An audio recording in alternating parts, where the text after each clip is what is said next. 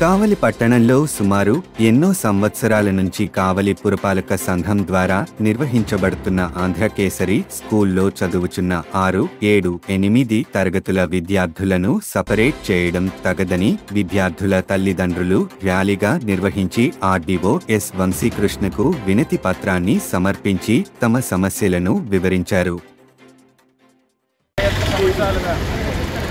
71 సంవత్సరాలుగా ఉన్న స్కూల్లో 6, 7 తరగతులు అనేది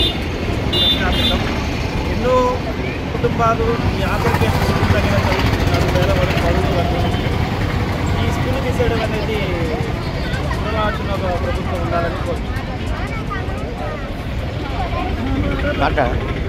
భవిష్యత్తు బాగుంటుందని మేము మహిళా సంఘంగా వీళ్ళకి మద్దతు ఇస్తూ ఈరోజు హై స్కూల్ చేసేంత వరకు మా మహిళా సంఘంగా మేము ఈ కమిటీ తరఫున మద్దతు ఇస్తామని చెప్తూ పిలుస్తున్నాం.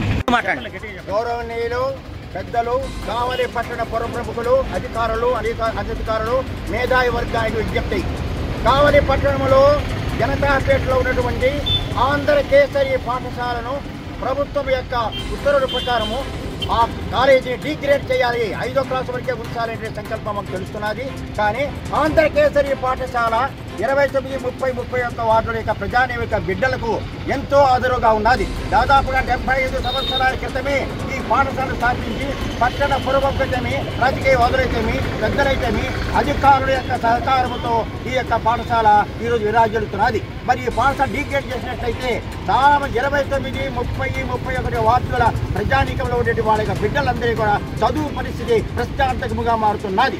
మరి ఈ పాఠశాలను హై స్కూల్గా మార్చినట్లయితే బిడ్డల యొక్క భవిష్యత్తు ఉజ్వలంగా తయారవుతుంది. కానీ ప్రభుత్వానికి చిన్న సూచన, కావలి పట్టణంలో ఉన్నటువంటి వెంగళరావు నగర్లోనే మున్సిపల్ పార్కులో ఆంధ్రకేసరి పాఠశాలకు కొన్ని 2 ఎకరాల స్థలము, ఖాళీ స్థలం కేటాయించబడి ఉన్నది. ప్రభుత్వం దయచేసి బిడ్డల యొక్క ఉజ్వల భవిష్యత్తును దృష్టిలో పెట్టుకొని విద్యే సమాన హక్కు, విద్యే మనకు ఆస్తి హక్కు కాబట్టి ఆ స్థలాన్ని కేటాయించినా కూడా, ఆ స్థలంలో కట్టుబడి చేసినా కూడా హై స్కూల్ యొక్క బిల్డింగ్స్ అన్ని బ్రహ్మాండం తయారవుతాయి. కాబట్టి ఈ స్కూల్ ఇలాగే అప్గ్రేడ్ చేయడం కానివ్వండి, లేదా డీగ్రేడ్ చేయడం అనేది చాలా పిల్లల పాలిటీ అశ్రీపాతంగా తయారవుతుంది. కాబట్టి ప్రభుత్వం బాగా ఆలోచన చేసి ఖచ్చితంగా ఈ స్కూల్ అప్గ్రేడ్ చేయాలి.